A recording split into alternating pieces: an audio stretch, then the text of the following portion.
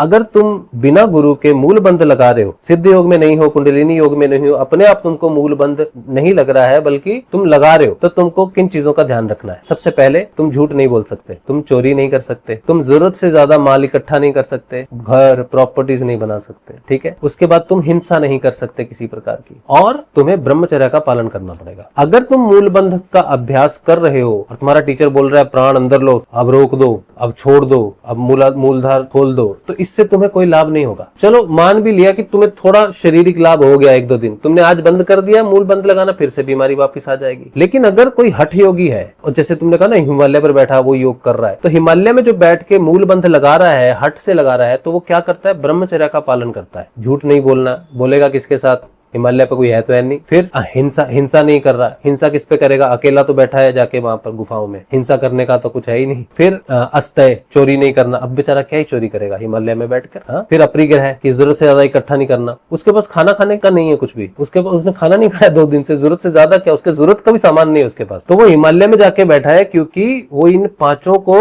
व्रत के रूप में धारण करे और फिर वो मूल बंध लगाएगा, तब उसकी चेतना मूल से उठ के ऊपर आएगी।